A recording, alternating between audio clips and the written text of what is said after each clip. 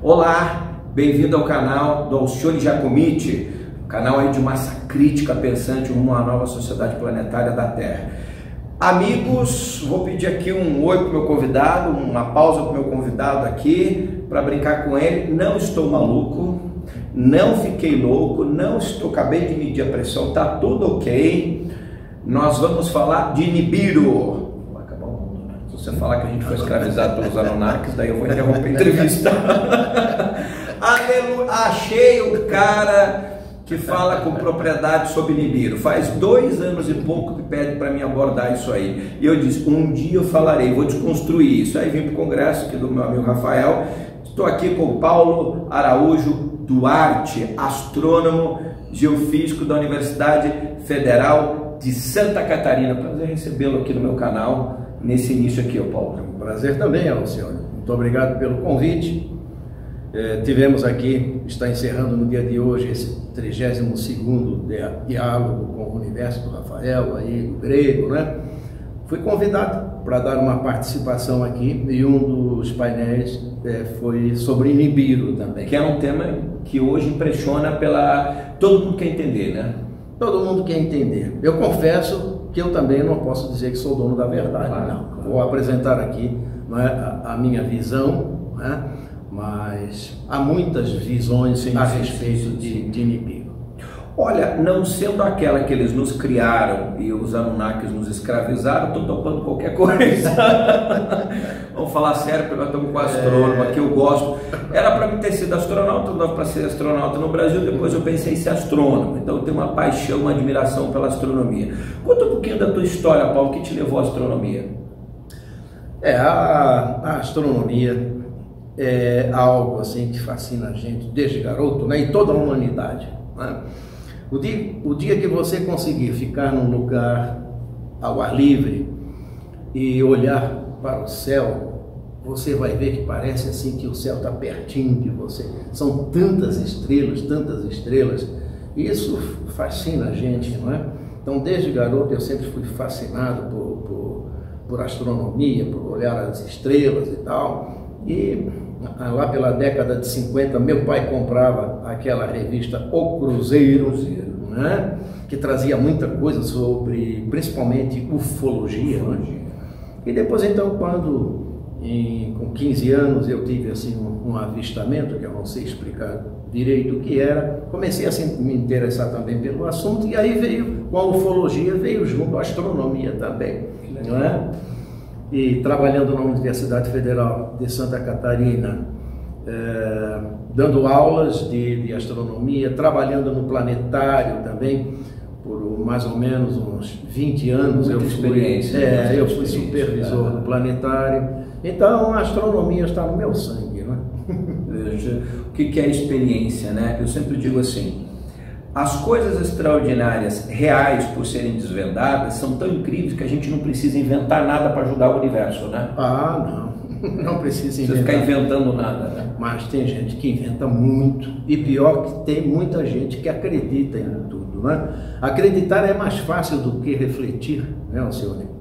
Eu sempre disse isso. As pessoas não têm capacidade, ou enfim, condições de refletir um pouco a respeito das coisas, recebem as informações e acreditam. Agora, estudar também é mais difícil, né, Paulo? Pesquisar, se capacitar, ler bons livros é mais difícil. Às vezes é mais fácil aceitar qualquer coisa, né? É mais fácil. É mais fácil. Ainda mais hoje, né, que a internet está aí, né? A internet, como você já disse em outra oportunidade, é um território, não é livre, não é? É uma terra de ninguém, digamos. É verdade. Então, as pessoas pesquisam e acabam acreditando, como é esse caso de Nibiru aqui, né? A gente vai falar daqui a um pouquinho sobre Nibiru, mas eu vou explorar no bom sentido aqui a bagagem do Paulo. Eu costumo dizer que o nosso canal, assim, a gente tenta criar um ambiente de reflexão de pensamento elevado. Não de falar da verdade final, porque é complicado, mas de pensarmos de forma elevada. Quais são os grandes paradigmas? Eu vou entrar nos temas completos. Nibiru em alto nível. Quais são os grandes paradigmas da astrofísica hoje que te impressionam, assim? Eu vou dar alguns exemplos.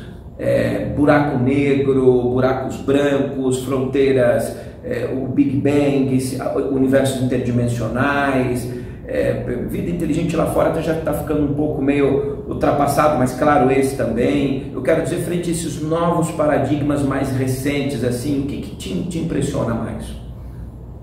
O que me impressiona, você citou um assunto, né? Puxou aí, né, lá do fundo do baú, uma coisa que eu queria até falar nesse encontro aqui, mas não deu, eu não tive espaço para falar sobre isso. Eu vou aproveitar o seu programa para falar sobre isso, né? Uma coisa que me impressiona bastante, eu estou muito ligado ultimamente, é nessa questão do calendário Maia em 2012, que muita gente falou, final dos tempos, dessa coisa toda, não é? Eu até fiz um programa a respeito disso em 2013, lá com o Grego, né? Lá em Floripa. Vida Inteligente lá. O Vida Inteligente que ele apresenta,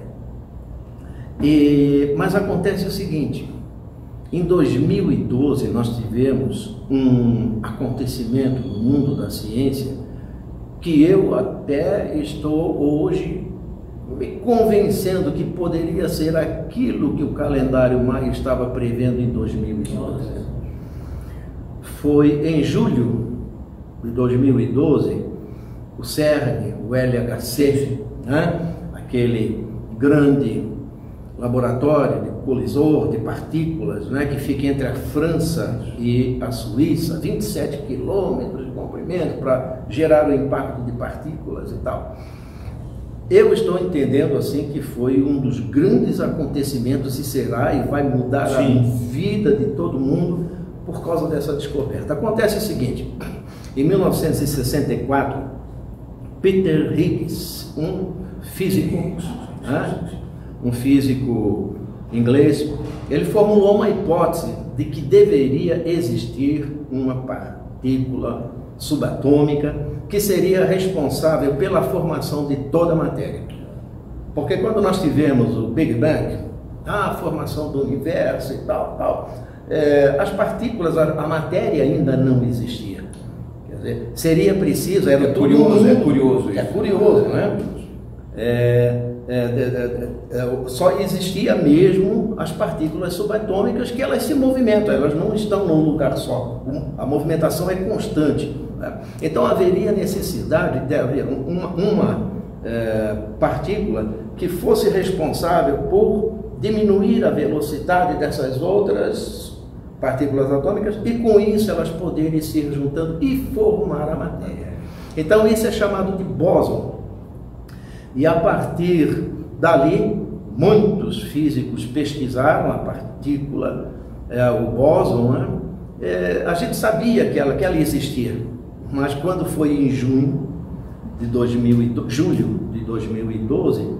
o LHC, esse laboratório europeu, conseguiu descobrir o bóson de Higgs. Pois bem, dentro dessa questão, dessa descoberta, aí vieram as hipóteses a respeito dessa partícula. O que é que ela pode mudar na nossa vida? O que é que ela pode mudar na ciência? Que é o seguinte, primeiro passo foi dado, descobrir, bom, agora nós comprovamos, bóson de Higgs existe. Agora, o próximo passo seria entender como isso funciona, esse campo de bósons, não é? Como isso funciona. E o próximo passo, dominar este campo do bóson de Higgs. Bom, a partir do momento que nós conseguirmos vencer essas etapas e agora compreendemos e dominamos o campo de Higgs, as hipóteses são que nós poderemos fazer viagens no tempo. É impressionante. É impressionante, né? Podemos fazer a dobradura, espaço-tempo, buracos de minhoca, você fazer viagens... Vamos para a ilha da fantasia no bom sentido. No bom sentido. A ilha da fantasia no bom sentido. Não poder mudar tudo. Exatamente. Dominar a gravidade, a antigravidade, dominar a matéria, a antimatéria, enfim, há uma série de possibilidades e isso vai revolucionar completamente tudo que nós conhecemos como tudo, né? Nós conhecemos. Então, isso hoje é o que me fascina. né? Então nós precisamos também falar dessa descoberta e fazer essa ponte, essa ligação com o tal calendário maia, né? Foi em 2012, né? Quem sabe? 2012.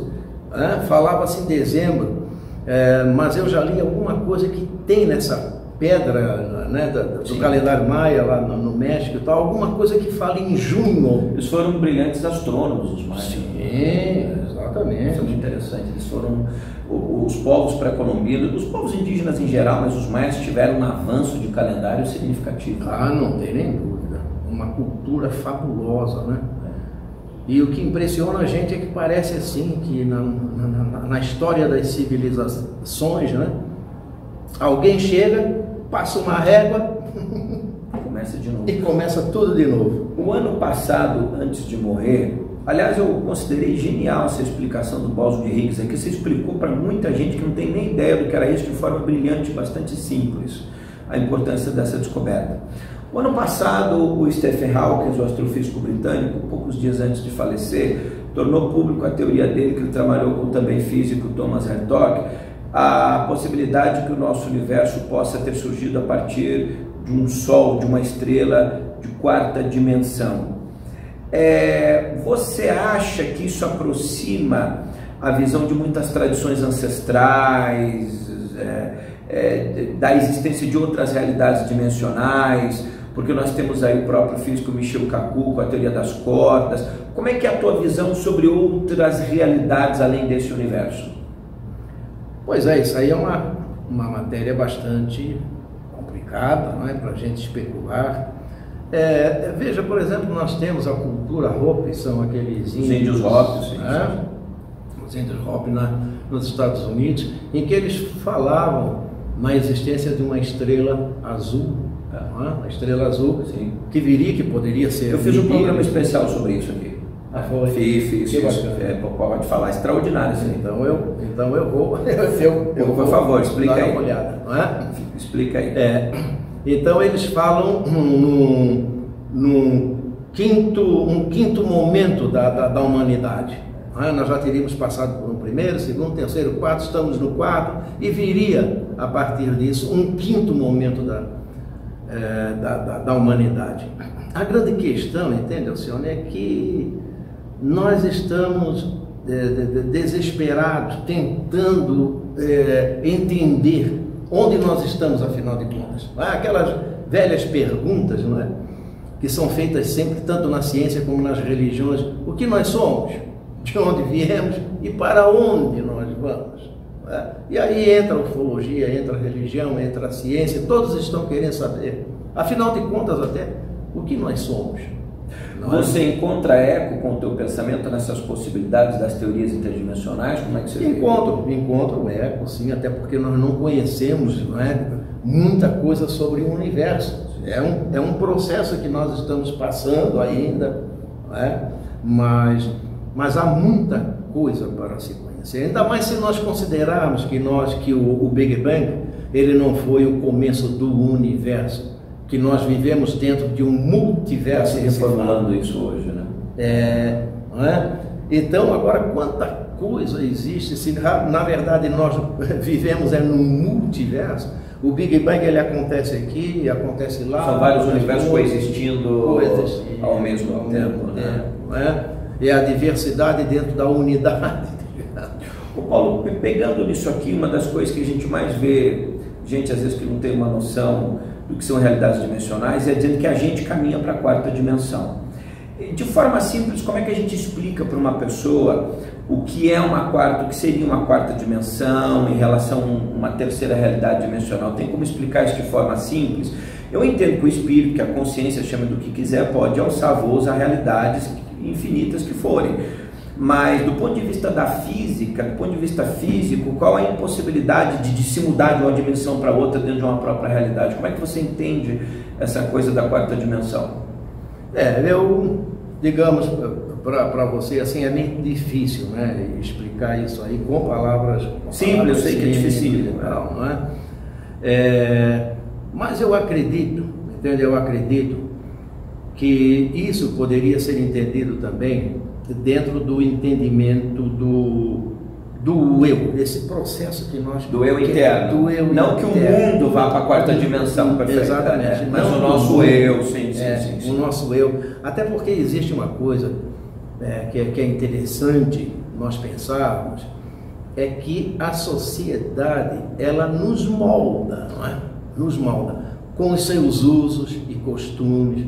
Coitadinho do bebê lá, quando ele nasce ele não tem opção, porque a família chega e vai batizar numa igreja ou noutra e tal. A partir de agora você vai ser dessa religião que nós somos. Igualzinho, né? Então a criança, coitada, não tem possibilidade de escolher, não é? Então é importante, já que a sociedade nos molda, é importante que as pessoas cheguem num determinado momento e pensem, bom, afinal de contas, o que eu sou, quem eu sou, não é? E comece a refletir sobre isso e buscar o seu eu interior. Quem sabe encontrando o seu eu interior, mude a sua realidade dimensional interna, né? Mudar a sua realidade dimensional.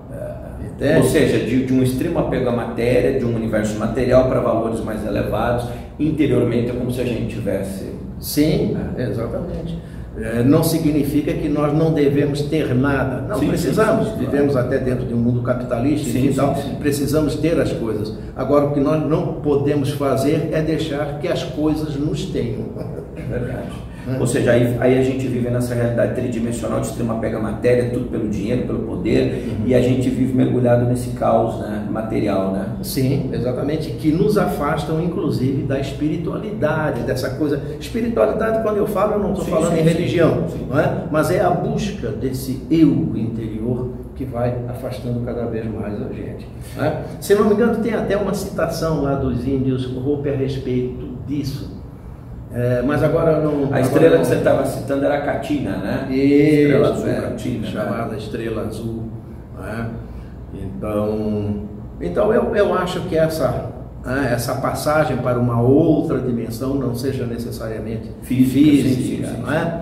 Mas é uma coisa que depende de nós. E aí entra essa questão também da ufologia, não é, Alcione? Em que as pessoas às vezes falam, por exemplo, como eu já vi, conferencista falando a respeito, digamos, Ashitacheran. Ashitacheran não é uma pessoa, mas é um comando que está aí em cima, né, para nos orientar e esperando que a nossa sociedade esteja preparada para isso. Mas o que significa esse esteja preparado? Eu acho que a pedra bruta é que precisa ser lapidada. Então, se nós somos pedra bruta, então que venham e nos orientem. Mas aí é a grande questão. Ou seja, não é o mundo lá fora que precisa caminhar para a quarta dimensão, é o nosso eu interno que precisa para a quarta, para a quinta, refinar cada vez mais. Refinar cada vez mais, não é? Então, e dentro da sua própria existência, viver o aqui e o agora. Você não precisa esperar, não é? Segundo algumas religiões, uma próxima encarnação para você se aperfeiçoar. Claro. Vamos nos aperfeiçoar agora. Não é porque temos outras oportunidades que a gente vai desperdiçar essa, né? Desperdiçar essa? Até porque se tem mundos, e eu acredito que sim, superiores, elevados, o que a gente está fazendo aqui, né? Vamos para lá, né? Vamos para lá, vamos para lá. Se puder, o gênio da lâmpada, Paulo, você quer ficar na Terra? Tudo bem, os amigos, família, mas se puder levar todo mundo, vamos para lá, né? Exato, exatamente. Como é que Nibiru caiu nos teus estudos? E vamos voltar um pouco para a gente, entre outros aspectos. Eu lembro que tinha na década de 70 o SS-433, depois falou do astro intruso. E o que eu percebi? O próprio Apocalipse fala de algumas coisas que levam nessa direção, o calendário maia. Eu percebi que houve alguns equívocos em associar Nibiru, tanto é que eu parei, não falei nunca mais desse tema, necessariamente com a história de Anunnaki, essas coisas, principalmente por causa da obra do Zecharia Sitchin, que não tem quase credibilidade nenhuma do ponto de vista arqueológico, histórico, e é bastante diferente disso de Nibiru que nós conversávamos nos bastidores. Como é que você se envolveu com isso? Bom, 1966 foi quando eu comecei a dar as minhas aulas, né? Entrava astronomia e tal. E nessa época eu conheci, você sabe disso, a revista Planeta. Sim. não é? Na revista Planeta. A revista Planeta, a que eu tinha, já estampava uma reportagem sobre o Planeta X. Planeta X, isso. Planeta X. Eu tinha essas revistas grandes na capa, assim, tipo um sol laranja, Planeta X. Eu lembro disso. Exato. Então, claro que aquilo me chamou a atenção, né? E então partimos para a pesquisa. Com o passar do tempo, bom, o que seria o tal Planeta X, não é? Seria um planeta existente além de Plutão e que periodicamente ele poderia passar aqui perto de nós e tal e causar alguns transtornos, gente que dizia que iria bater contra a Terra, até porque nós já tivemos na história do planeta Terra, e eu quero até fazer um programa inteiro sobre isso, a história do planeta Terra, né? Falei para o grego, nós vamos fazer... Vai fazer no meu canal também, está convidado. Bom, muito obrigado. Principalmente informação científica de qualidade, as pessoas precisam receber. Nós tivemos já no nosso planeta, desde que ele se formou, o nosso planeta se formou há 4,5 bilhões de anos. No primeiro bilhão não existia vida nenhuma. Depois, há 3,5 bilhões de anos, a vida mais simples, unicelular e tal, começou a surgir no nosso planeta. E a partir daí, nessa história da existência da vida no planeta, nós já tivemos pelo menos 5 extinções em massa, na faixa de 70% até 95%. 95% foi durante o período geológico do Permiano, há 250 milhões de anos atrás, quando nós tivemos quase toda a vida no planeta extinta, né?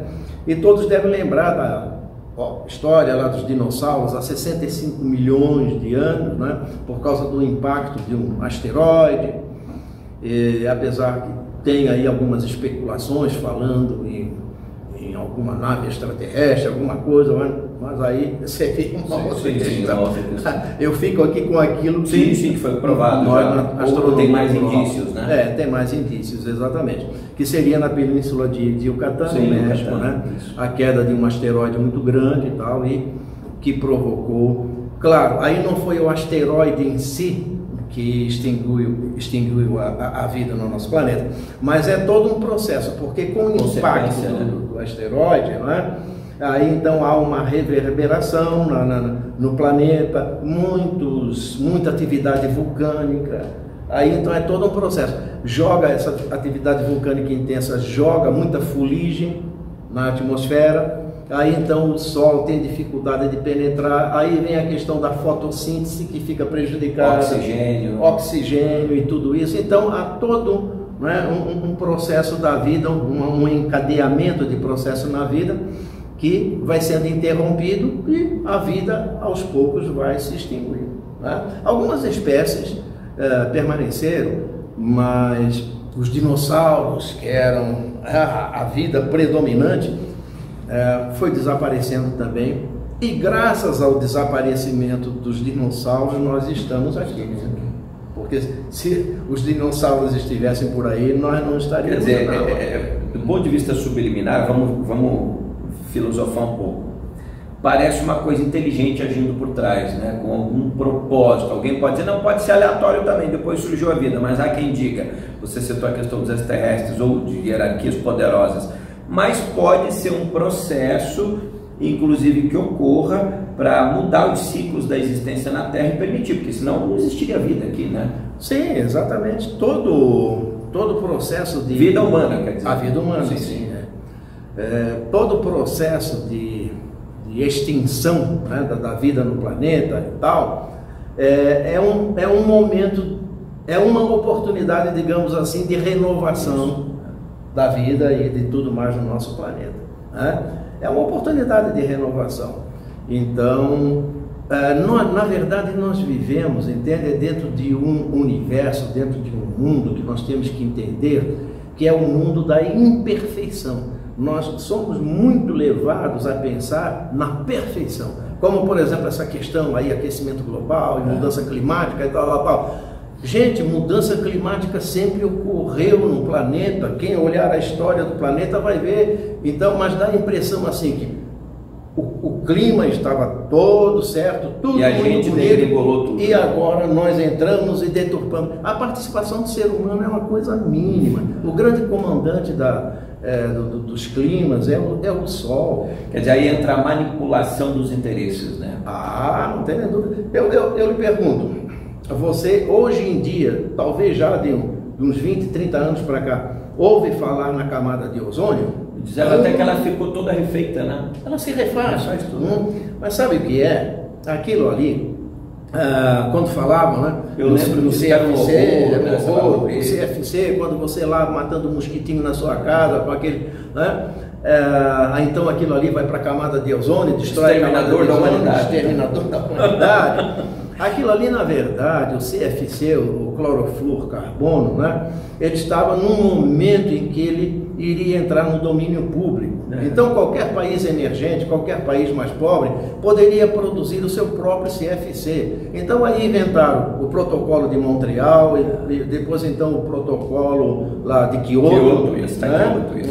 Aí, as nações assinaram, inclusive o Brasil. Nem sabia que estava assinando. Nem sabia que estava assinando, claro, porque tinha que assinar, senão ia ter retalhamento. Exatamente. Né?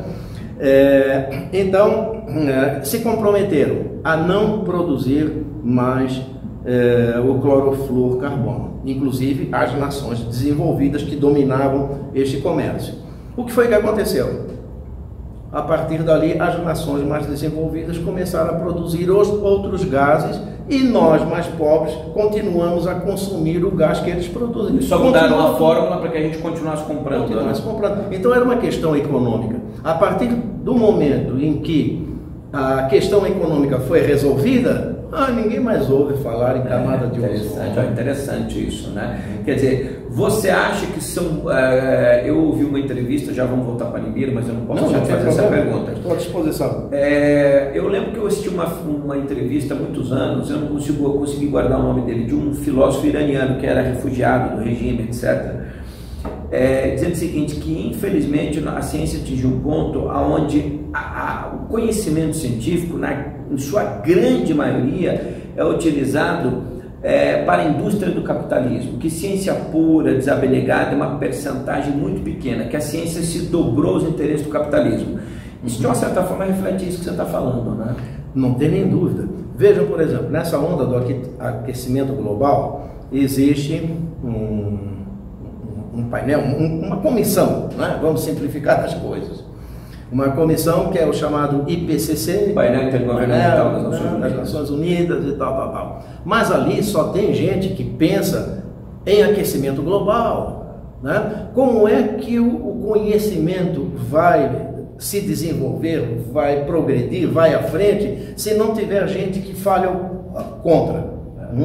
E o cientista que falar contra o aquecimento global, e nós temos vários, ele é banido. Aí nas universidades ele não tem mais verba para pesquisa, não, ele começa a ser colocado não bem visto, fora, né? Não bem visto, e começa a ser pressionado também, né? Sem contar as fraudes do IPCC, que foram descobertas as manipulações de dados depois, né? Não tem nem dúvida, exatamente. Perdeu toda a credibilidade. Toda a credibilidade. Então, inclusive na ufologia, né, eu já tive a oportunidade de dizer isso, mas quero dizer mais vezes, a ufologia também precisa se aproximar um pouco mais do mundo acadêmico. Você falou tudo.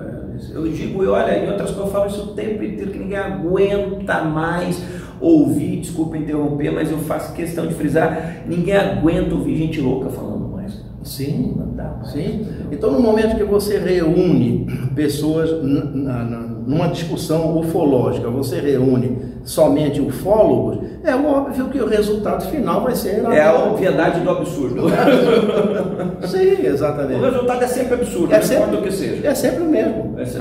Então, há necessidade de você colocar pessoas de outras especialidades, mesmo que falem contra, que sejam contra, para o processo caminhar, entende? Do desenvolvimento, do conhecimento, ir à frente. e a gente começar a descobrir novas coisas. Há necessidade, numa mesma mesa democrática, se a gente pensar numa democracia dentro da ciência, há necessidade de se colocar vários especialistas. Se forem aqueles formados na mesma linha, pensando sempre na mesma... Não adianta a coisa. O resultado é igual. O resultado é igual. Você sabe que o Freud e o Jung, eu não vou lembrar o nome disso que eles faziam. Eles tinham lá uma ilha, um lugar que eles iam lá uma vez por ano. O Freud, o Jung, eles reuniam mais 7, 8 nomes aí de áreas diferentes e ficavam lá 15 dias, uma semana, 10 dias, descansando e só pensando, filosofando sobre os temas diversos, e dali saíram alguns dos conceitos mais sofisticados que eles introduziram depois nas áreas do conhecimento. Quer dizer, eles se permitiram o contraditório, falavam, e eles deram grandes saltos ali. Não falta a gente fazer exatamente o que você está falando, mais isso hoje? Eu vou citar um nome, não sei se você conhece, Paul Karl Feyerabend. Sim, de nome, sim. De nome. Ele é... Nunca li uma obra inteira dele, mas conheço. Ele tem um livro muito famoso que é O Método. Isso. Mas só que o mundo acadêmico não gosta muito dele. Certa vez eu fazia um curso e o professor de filosofia falava a respeito dos vários filósofos e tal, e de repente ele disse, bom, aí chegou o Feyerabend e chutou o pau da barraca. Isso, o Método, eu lembro desse. Por quê? Porque o Feyerabend dizia justamente isso que nós estamos falando aqui. Só que o mundo acadêmico não gosta muito, entende? Romper os paradigmas. Sim, de romper os paradigmas, exatamente. A pessoa está ali, tem o seu laboratório, tem a sua pesquisa, sua verbinha, o seu sua verbinha, tudo, e tudo. Comprou então, sua casinha, seu cachorro, não quer nada que... Sim, exato. E o Feyerabend, ele dizia justamente isso, que para o conhecimento evoluir, há necessidade em determinados momentos que a ciência ela se destrua a si mesmo. A si mesmo. Uma espécie de fênix ressurgindo das cinzas sempre, né? Isso. Aí renova as ideias, não é? Você sabe que nessa mesma linha o Thomas Kuhn, que foi um grande filósofo, pensador, que escreveu as revoluções, todo o processo científico das obras importantes do século XX, falando do conceito de paradigma. Sempre que um paradigma está para ser substituído, quem detém o monopólio daquele paradigma não quer. Não quer. Então, aí precisa força, resistência, muita discussão, embate de almas despertas para que você rompa aquele paradigma e o mundo caminhe numa nova direção. Exato. Ou numa direção mais aprimorada, vamos dizer assim. Né? Mas quem domina o poder não quer isso não. De modo nenhum. E Nibiru, vai lá, então nos anos 60 você se deparou com isso, porque... Sim. E aí, como é que eu vou te interrompendo com um monte de perguntas, porque a gente vai entrando e tem que aproveitar. Como é que foi o teu impacto nisso? Eu lembro bem dessas revistas, eu tinha um amigo que fazia um trabalho, era dos Maias ao Nostradamus, e colocava essa foto da revista Planeta passando pelo Astro X, eu nunca me esqueci disso, era Oswaldo Cardoso. Como é que foi daí esse seu processo de pesquisa sobre o tema Nibiru? Bom... Então, ou Astro X, né? Também. O Astro X, né? O Planeta X, enfim, tá. Eu passei por algumas etapas. Começou com o Planeta X, depois então veio Nêmesis. Depois então veio Hercólogos, Planeta Chupão, Planeta Chupão, né? E Nibiru. Hoje em dia a moda é falar Nibiru. Bom, aí então dentro dos conhecimentos que eu tenho da astronomia, é uma possibilidade a existência de algo que bata no nosso planeta e destrua, enfim, até porque dessas 5 extinções em massa que nós falamos, algumas são por causa de asteroide que bateu na Terra, tá? Então, então é importante entender o seguinte: Nibiru. Bom, antes disso, existe no universo muitas estrelas, claro, e muitas delas são estrelas binárias. Sírios era um caso desse, né? Sim, exato. E você falou dos índios americanos, os Hopis falavam de Sírios B, não se existia, foram pesquisar. Existe, exato. A Alfa Centauri. Os Hopis não, os Dogons na África. Dogons na África. Os Sírios, os Hopis também falavam, mas a primeira era os Dogons na África. Tá? A Alfa Centauri, que é considerada a estrela mais próxima de nós depois do Sol, é claro, porque lembrem-se, o Sol é uma estrela. O Sol não é uma coisinha que está ali, não. A gente está tão acostumado a chamar de Sol que esquece que ele é estrela. Não, o Sol é estrela, né? Que é a Alfa Centauri também. Tem a Alfa 45 trilhões de quilômetros da Terra, a Alfa de Centauri. Para entender melhor, seriam 4,5 anos-luz de distância. Se nós conseguíssemos mandar uma sonda para lá, próximo da velocidade da luz, né? Chegaria lá daqui a 4 anos.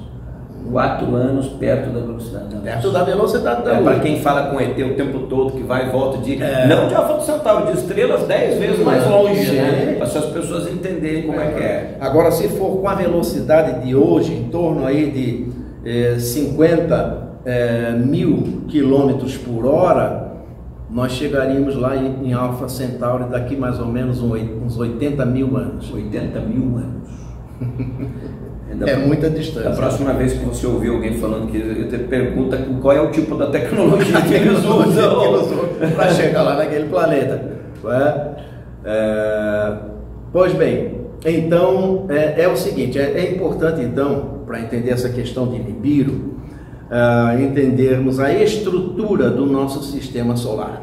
Nós temos o Sol, depois então, em ordem de afastamento do Sol, Mercúrio, Vênus, a Terra, Marte, depois Júpiter.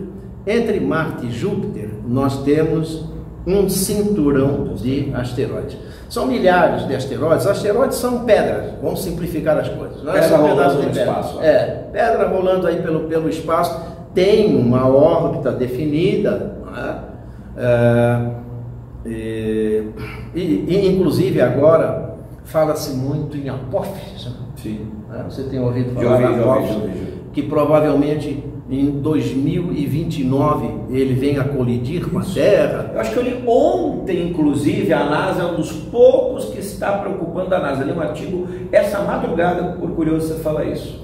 Sobre a Apófise. É um dos que a NASA considera que possa ter uma possibilidade de colidir com a Terra. Exato.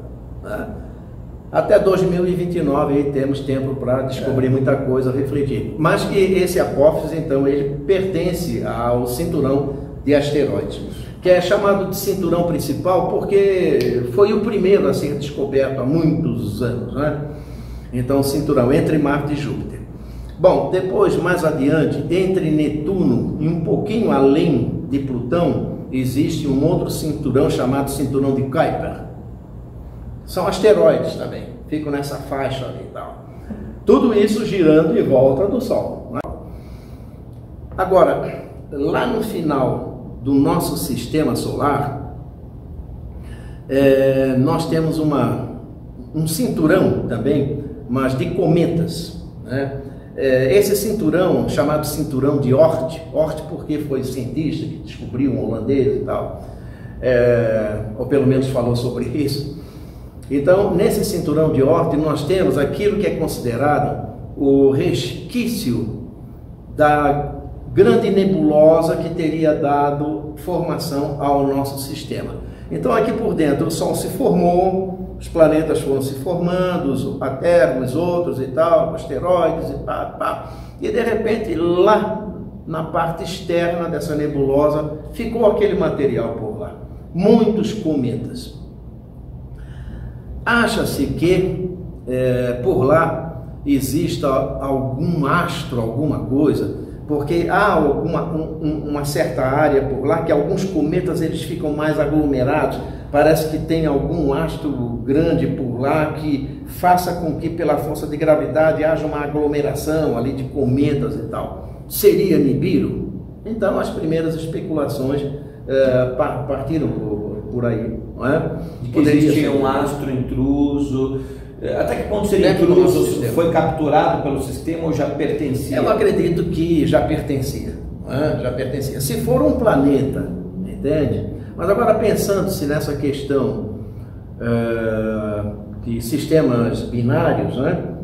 Pode ser que o Sol tenha uma estrela muito distante que pertença Você falou ao isso nos nosso bastidores, sistema. achei muito interessante. Né? Então o Sol formaria com essa estrela, talvez Nibiru, seja lá o nome que seja, né? Formaria um sistema duplo, em que o Sol e essa estrela estariam girando em torno de um centro de gravidade comum. Para dar uma volta completa leva... São 26 mil anos, né? Anos, né? Mais ou menos isso. Mais ou menos o Sol leva para dar uma volta completa no seu... E se existe uma estrela binária, então elas estariam no extremo oposto. No extremo oposto. E como essa estrela seria menor que o Sol, então ela praticamente giraria em torno do Sol e periodicamente, então, com o passar de alguns milhares de anos, ela periodicamente se aproximaria do Sol, como uma coisa rara. Assim. Uma coisa rara, para contornar o Sol e depois então voltar lá para o seu lugar. Porque como elas não têm órbitas e tamanhos talvez semelhantes, então pode, o tempo que isso leva seria diferente também, né? Sim, né? E ela contornaria o Sol porque o Sol tem mais massa. O Sol tem mais massa, a força de gravidade é maior. Porque se fossem exatamente iguais, não se encontrariam. Não se encontraria. Exatamente. Né? Então ela seria atraída pelo Sol, assim como todos os astros, não é? São atraídos por um outro, no caso, os planetas são atraídos pelo Sol. A Lua, que é atraída pela Terra, né? Pela força de gravidade da Terra, e ela fica girando em torno da Terra e tal, e tudo vai mudando gradativamente. A Lua vai estar se afastando da Terra, em torno aí de uns 3 centímetros por ano, mas está se afastando. Assim como a Terra periodicamente também se afasta um pouco mais do Sol, e depois então essa elipse ou esse círculo ele vai se achatando um pouco mais, é um período de um aquecimento maior e tal. Então, no universo nós temos que nos acostumar com isso, né? Não é tudo assim certo, matemático, bonitinho, é todo um processo de transformações, né? Então veja, quando então essa suposta estrela passa pelo nosso sistema solar, então aí ela poderia fazer desgarrar cometas de lá da nuvem de Oort, asteroides do cinturão de Kuiper, asteroides do cinturão principal, por causa da força de gravidade dela, né? E aí então nós teríamos aí pelo espaço um monte de cometas e asteroides, né? Em todas as direções, e de repente algum pode bater na Terra, em Marte, em Júpiter, nisso, naquilo. Foi Júpiter que teve um tempo atrás um corpo grande que colidiu, né? Foi o Shoemaker-Levy, né? O cometa Shoemaker-Levy. Se fosse na Terra, dizimaria o planeta, né? Alguma coisa assim. Não sei se o planeta, mas causaria um estrago. Quem sabe poderia causar um novo Tunguska, né? Porque há a hipótese de que o fenômeno de Tunguska de 1908 tenha sido um cometa aqui, né? Porque cometa é uma bola de gelo e de poeira. Por isso a importância de se estudar os cometas. De vez em quando surge por aí um cometa maior e tal, são mandadas sondas para estudar esse cometa. Por quê? Porque se nós conseguimos entender direitinho a estrutura do cometa, a sua composição e tudo, nós estaríamos entendendo o começo do sistema solar. Porque né, o cometa é o resquício daquilo que sobrou lá daquela nebulosa que formou o nosso sistema. Uma espécie de cordão umbilical depois do nascimento da criança, com a mãe, né? A placenta, sei lá. A placenta. Então teríamos um conhecimento melhor do material que formou o nosso sistema, enfim. Não é? Bom, então a questão de Nibiru é essa, né? Fica assim no ar. Afinal de contas, o que é? Agora, o que não pode acontecer, minha gente, aí nós temos que tomar cuidado, é com as fantasias. Isso, é importante você falar isso. Sabe por quê? Em 2013, janeiro de 2013, um colega meu, um amigo, me mandou um vídeo pedindo o meu esclarecimento. O que é isso, Paulo, que está ocorrendo e tal? Me diga aí, dá um parecer aí. Pois bem, eu dei o parecer para ele. Este vídeo era da sonda Sorro. A Sorro é uma sonda que fica 24 horas apontada para o Sol, monitorando as atividades solares, que é muito importante a gente entender como o Sol funciona e tal, é fundamental. Então ela fica virada para o Sol e qualquer um pode botar aí na internet, aí no Google, sonda Sorro. Sorro é S-O-H-O. Né? Coloca ali e você vai ver. Coloca lá no YouTube, sonda Sorro, também vai aparecer, vão aparecer imagens, vídeos e tal. Então o que acontece? Esse cidadão tinha um canal chamado Voz de Trombeta. O próprio nome já é meio complicado, né? Voz de Trombeta. Então ele dizia: olha aqui porque o Nibiru está dentro do sistema solar. Nós estamos em janeiro, em dezembro vai ser uma catástrofe geral no planeta, porque o Nibiru está aí. Esse é um site da NASA e está comprovado, e isso é científico, e isso é Nibiru. Não era Nibiru, é o planeta Vênus. É um planeta Vênus. Era o planeta Vênus. Então o que acontece? Esse cidadão, ao final do vídeo dele, acho que levava uns 4 minutos, qualquer coisa assim, ele pedia para as pessoas se manifestarem, se manifestem, deem as suas opiniões, mas que sejam opiniões embasadas, opiniões educadas, sem ofender ninguém e tal. Então o que eu fiz? O parecer que eu dei para esse meu colega foi bem educado, sim, mas bem fundamentado, dizendo que era Vênus e tudo mais. Então ele me sugeriu que colocasse lá no Voz de Trombeta do rapaz, colocasse essa minha explicação. Foi o que eu fiz, né? Coloquei lá de modo muito educado, explicando que era Vênus. Ele baniu você do canal daí ou não? Baniu? Eu sabia que ia acontecer isso, você foi banido. Ele tirou o canal do ar no dia seguinte. Baniu tudo, Baniu tudo. Mas aconteceu mais ainda. Aí eu continuei, eu digo, eu vou dar uma perseguida para ver se esse cidadão aí, depois de 1 a 2 semanas, ele colocou, mas num outro endereço, no YouTube também. Eu descobri. Então fui lá e coloquei a mesma opinião. Mas aí ele fez diferente. Ele simplesmente deletou a minha mensagem. Te excluiu. Ou seja, me excluiu. Então, o que significa?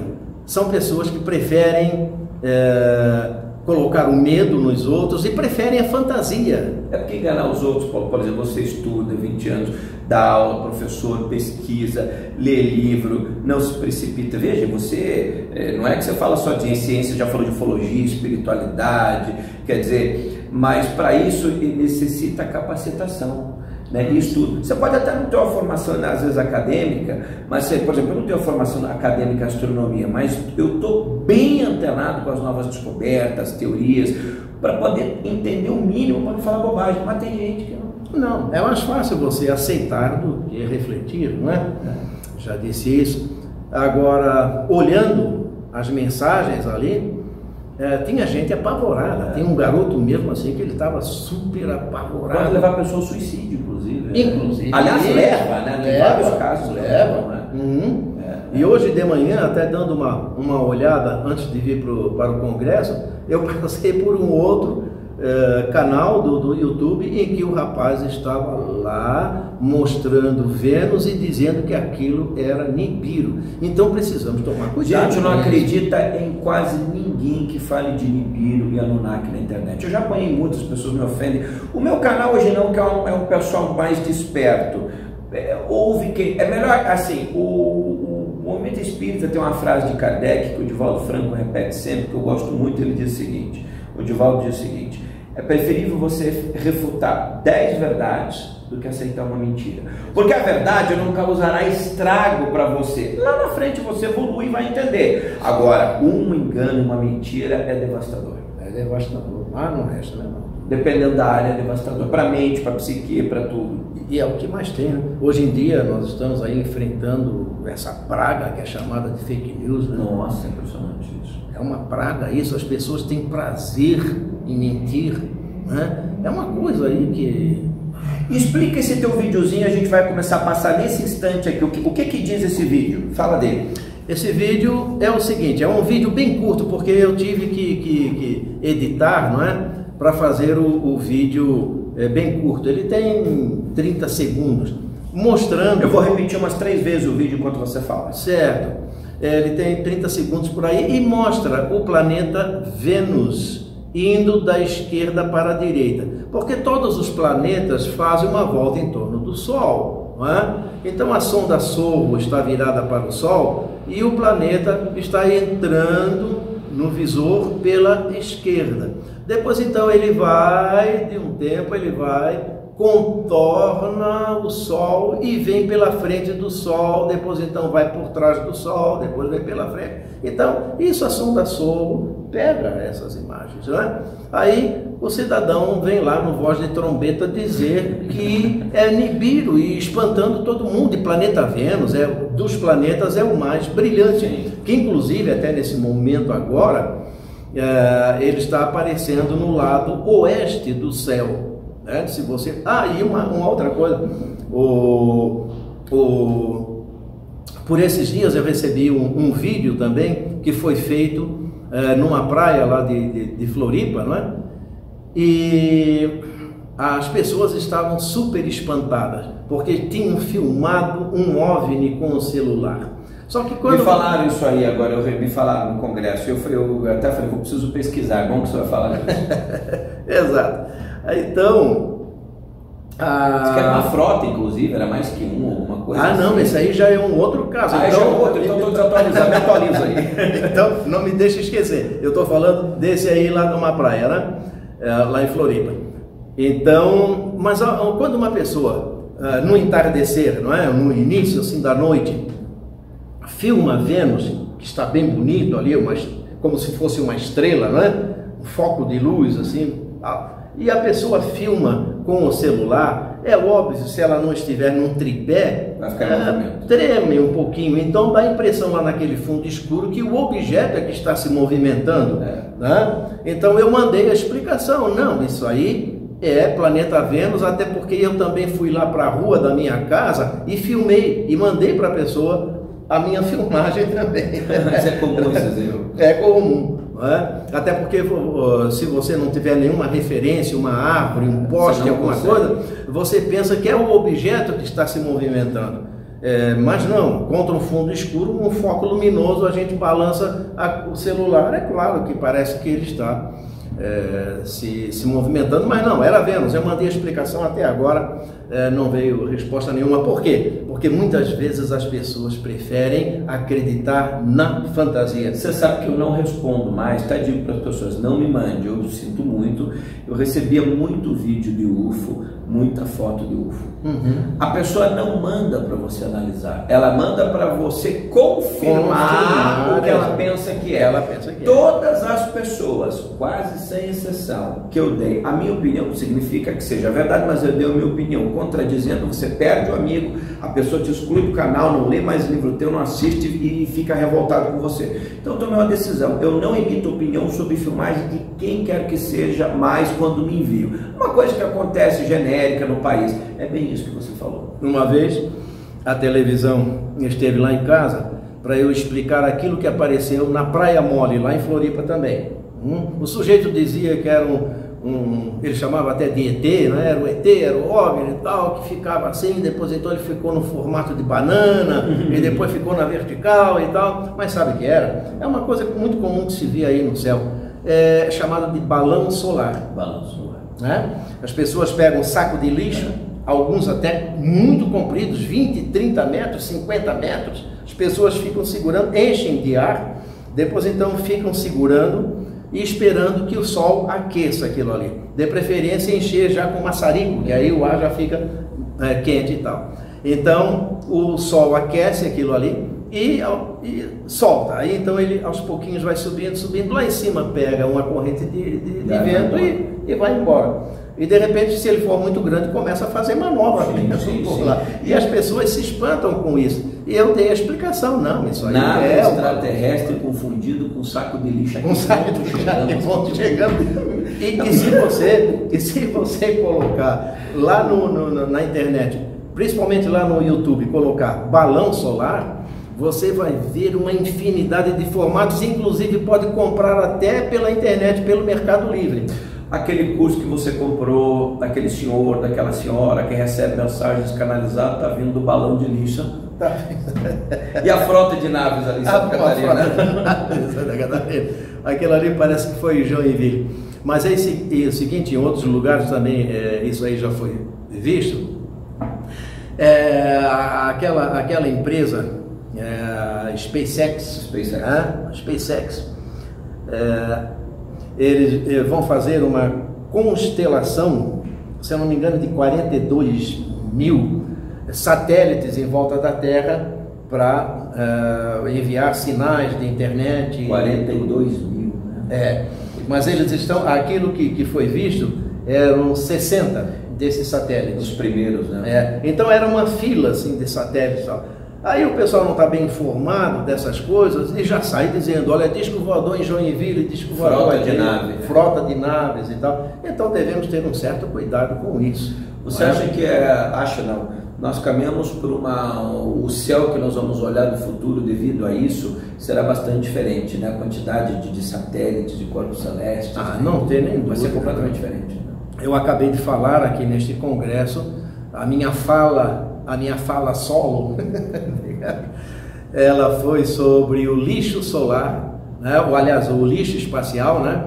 E a militarização do espaço, que hoje é uma grande preocupação também. Mesmo que a ONU tenha um tratado espacial, que muitas nações assinaram e tudo, se comprometendo a não botar arma lá em cima e tal, mas a questão é que já estão colocando armas aqui embaixo também, mísseis, para destruir o satélite do outro, né? Já é um projeto chamado ASAT, anti-satélite, né? E, enfim, a militarização do espaço é uma coisa que nós não vamos deixar de passar. Quer dizer, já estamos levando a nossa ignorância para o espaço, né? Sim, né? Porque é aquela tal história, né? A conquista territorial, as guerras, e tudo começou em terra. Depois então descobrimos os mares, as coisas passaram para os mares. E agora nós estamos indo para o mar. Daqui a pouco nós vamos estar guerreando no sonho, né? Porque mata espírito dormindo. Tem uns filmes assim, né? Você manda um agente espião, um espírito, mata o cara dormindo e nem sabe o que aconteceu, né? Sim. As fronteiras vão sendo rompidas. Vão sendo rompidas. Veja, a ONU, né? Esse tratado da ONU, diz coisas assim como, por exemplo, que ninguém será dono do espaço, ninguém será dono de asteroides, que já é uma presunção um tratado desse, né? Sim, é uma coisa meio lírica, assim, né? Meio romântica, mas pelo menos a ONU fez, né? Né? A questão é as nações obedecerem. Mas aí o que acontece? Tem um asteroide que é chamado de Psyche 16, Psyche 16. Dizem que esse asteroide tem tanto ouro e tantos minerais que ele pode deixar milionário cada habitante do planeta Terra. Ou falir economias dependendo da mão de quem parar, né? Sim. Eu vi uma matéria nesse sentido. Agora, você acha que eles irão dividir essa riqueza com cada habitante? Claro, por isso que não é? Mais fácil eles escravizarem todo mundo. Escravizarem todo mundo. Ainda mais essa época dos robôs que estão vindo aí, né? E o próprio Obama, antes de sair do governo, se eu não me engano foi em 2015 que ele fez uma lei, sancionou uma lei dizendo que as empresas dos Estados Unidos serão, em síntese, assim, não é? As palavras não são bem essas, mas o sentido é este, que as empresas então serão donas dos asteroides e outros corpos que eles chegarem, explorarem e tal, eles é que vão dominar essa exploração. Deve ter sido um lobby muito pesado, né? Pois deve ser, não é? Porque hoje nós sabemos que nessa corrida espacial não são só as empresas, digamos, oficiais, não, né? Mas tem as privadas. Aí o Elon Musk, esses projetos. O SpaceX, né? Hoje em dia, inclusive, o espaço cósmico também já é utilizado como cemitério, né? Existem pelo menos duas empresas que eu conheço dos Estados Unidos em que elas fazem esse trabalho, né? É questão de tempo, a gente sujou o planeta todo, sujou o universo, é questão de tempo. Então você recebe na sua casa um kit, dentro desse kit então tem um tubo, você faz a cremação do seu parente querido, claro, depois de ter feito a inscrição no site, né? Isso pode ser feito pelo site também, e coloca ali a cinza neste tubo, e devolve lá para a empresa nos Estados Unidos, e no primeiro voo que tiver, eles mandam ali e tal, e você pode acompanhar inclusive por um aplicativo do celular. Você poderá acompanhar o seu marido, a sua esposa pelo aplicativo, viajando pela galáxia. Viajando pelo espaço, inclusive no momento da reentrada, né? Porque depois então esse tubo de algum tempo, ele vai reentrar na atmosfera, vai ficar incandescente, e aí o ente querido... Chuva. Aí o ente querido morre de vez. Bom, o ser humano suja até o paraíso, se a gente puder entrar lá. Então leva esse pessoal embora para a Terra, porque o lixo espacial é um problema já de alguns anos, né? Eu lembro de muitos artigos nessa direção. Agora, você vê o homem colocando colônias na Lua, indo para Marte, como é que é a sua impressão? Tem muita gente que não acredita nisso. Não, é impossível, nós não fomos para a Lua porque tinha um base alienígena nos planetas. É tudo um bando de maluco, né? Quer dizer, a China colocou aí no lado escuro da Lua no passado, transmitiu. Como é que você vê a Lua, assim, a médio prazo? O Donald Trump já prometeu voltar lá agora nos próximos 4, 5 anos, 3 anos. Como é que você vê isso? Olha, se eu fosse um terraplanista, eu ia dizer que é tudo mentira. Porque hoje em dia tem essa outra visão aí de mundo, que a Terra é plana. Isso, olha, tá sendo uma coisa... Isso é uma coisa difícil. No meu canal, as pessoas brilham. Eu gosto muito de você, eu só não concordo que a Terra seja redonda. Eu falei, não me assista, pelo amor de Deus. Não, porque se você me assiste e continua achando que a Terra é plana, eu me sinto meio ignorante. Eu não estou conseguindo passar para frente, eu não sou um bom professor. Exato. Então, porque segundo a Terra plana, tem uma cúpula em cima, uma redoma, não é? E que nada por ali passa, né? Então, domo. É o domo. O martelo do Thor fica do lado, se alguém passar, ele dá uma martelada. E pronto, destrói. Né? Então, nada de Terra plana. Vamos considerar a Terra assim, a Terra esférica.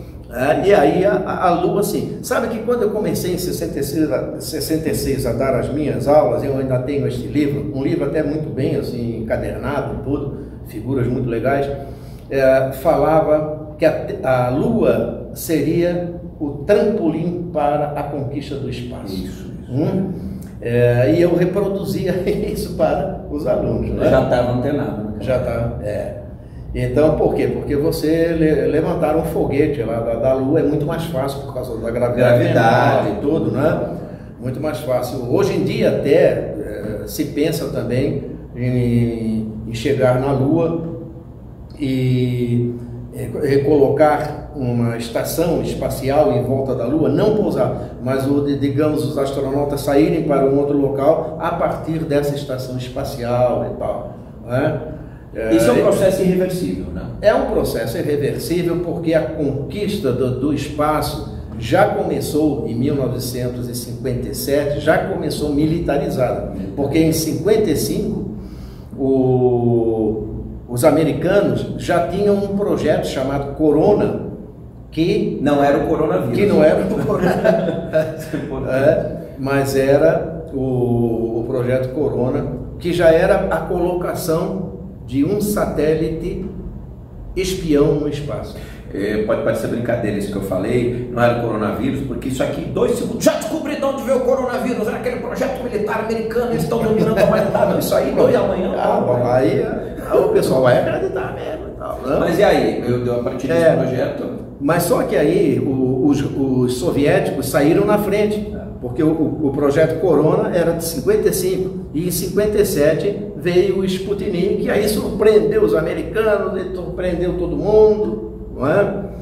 Então a conquista do espaço já começou militarizada, digamos, e de lá para cá o espaço vai sendo cada vez mais militarizado, né? Agora nós já estamos, inclusive, na era dos drones. Né? Nossa, isso é impressionante. Né? É impressionante. Aí teve um drone de 9 metros, um avião, né, de 9 metros, sem piloto, tudo controlado aqui de baixo e tal, que ficou 2 anos circulando de 2012 a 2014, se não me engano, X-37, uma coisa assim, que ficou vigiando aí, né? E hoje fazendo mapas de tudo, provavelmente, de tecnologia espiando. Sim, tudo.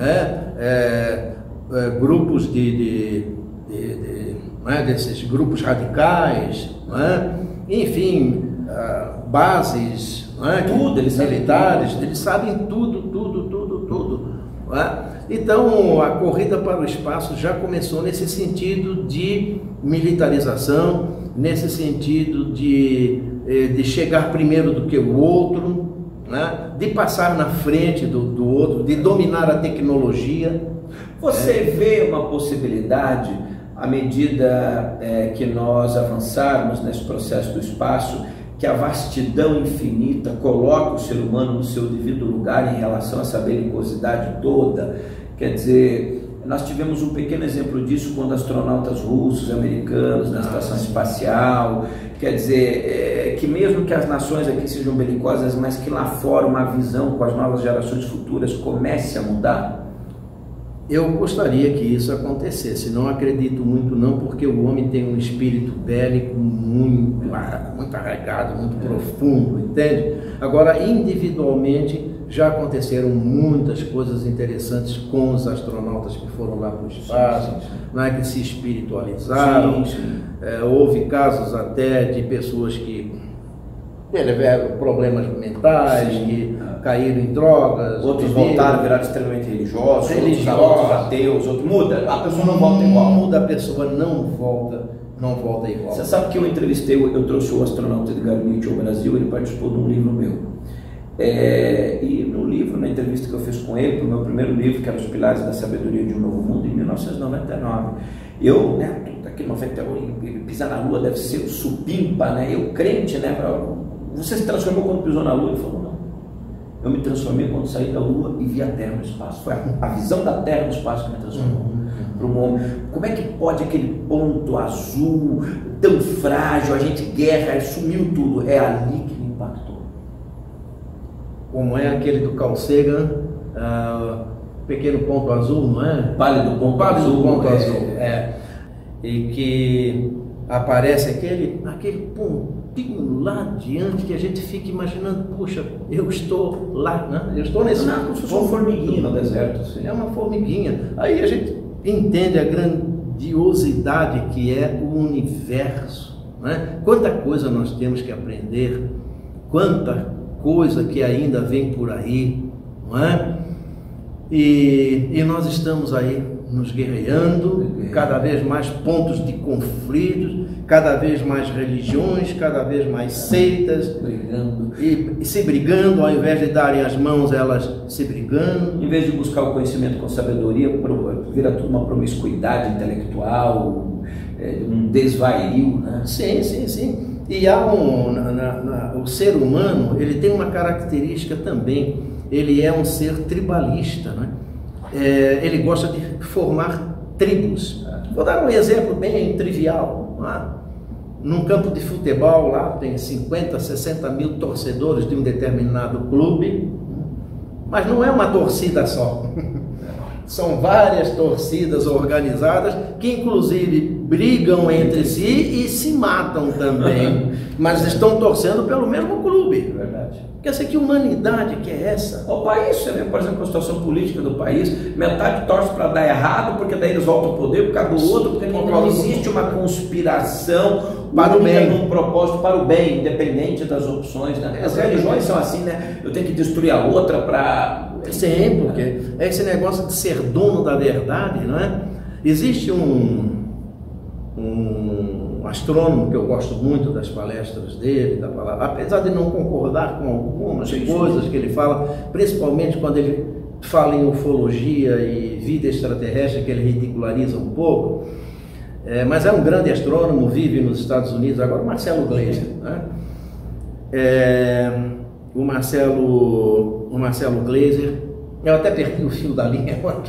Não, exatamente. O Gleiser, quando fala de ciência, eu já disse isso no canal. Quando ele fala de ufologia ou de outras coisas, espiritualidade é um desastre. Mas na ciência ele tem um... Sim. Eu lembrei. Ele tem assim uma metáfora muito interessante em que ele fala que todo conhecimento seria como uma ilha, né? E como toda boa ilha, ela é cercada por um oceano, que ele chama então de oceano do desconhecido.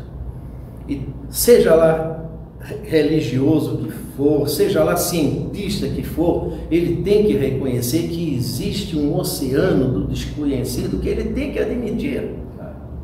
Tá? Ele é especialista numa determinada linha, muito bem, ele é especialista naquilo, mas não no todo, ele não domina o todo. Então ele tem que reconhecer que existe um oceano do desconhecido, sim. E aí o cientista também, como qualquer um, tem que ser modesto e dizer, bom, disso aí eu não entendo, então por isso eu não posso falar. De repente o Gleiser se inspirou em Jornada nas Estrelas, a fronteira final. A fronteira completamente desconhecida. Ninguém esteve na fronteira final ainda. A ilha do conhecimento, ela vai crescendo um pouquinho, ela vai crescendo um pouco, tal. Mas a ilha da ignorância cresce também. Mas a ilha da ignorância cresce também. Diz que tem duas coisas que são infinitas, o universo e a ignorância, mas a única que consegue ultrapassar a si mesmo é a ignorância, porque a fronteira infinita continua igual, mas a ignorância vai aumentando. Eu vou te fazer uma pergunta que assim, é uma pancada de conhecimento, mas você perguntar isso, e a inteligência por trás disso tudo? Não importa o nome, a inteligência por trás de tudo isso que nós falamos aqui. A inteligência, porque o Gleiser fala assim, né? Existe o oceano do desconhecido, mas a inteligência que permite o oceano do desconhecido, você, Lua, buraco negro, os ursos panda na China, a estação espacial, a biologia, o cemitério, o túmulo. Como é que você vê? Eu não estou te perguntando como astrônomo agora, como ser humano. Isso, eu não estou pedindo para definir isso, porque eu acho que ainda, mas como é que você vê essa inteligência por trás disso tudo? Quando se fala em inteligência, também temos que ter cuidado para não pensarmos que existe um sujeito lá em cima, barbudo, sentado numa cadeira, dizendo esse vai sofrer, aquele não vai, isso vai ser assim, aquele vai ser assim. Né? Eu sou muito adepto, já pensei muito sobre isso, não é? Questão da inteligência, da forma, da organização das coisas e tal. É muito interessante, já pensei muito. Mas eu penso também que o caos pode ser uma forma de inteligência. Até porque depois descobriram que o caos é organizado. Organizado. Acabaram com o caos organizado. Que ele organiza as coisas, que existe um motivo de por que vira caos, né? Porque vira caos, né? Você veja na própria questão da vida no planeta, no momento em que ocorre o caos, né, vem a renovação. A renovação, ele permite. A renovação, né, é permitida em função. Ou seja, ele não é tão caótico quanto a gente tem um propósito. Nós é que temos essa concepção, não é, de que o caos é uma coisa ruim. Mas veja, se nós aceitarmos que o Big Bang é o começo do universo, o universo já começou com partículas subatômicas, para lá, para cá, aqui, né? Não estavam organizadas, o universo já começou desorganizado.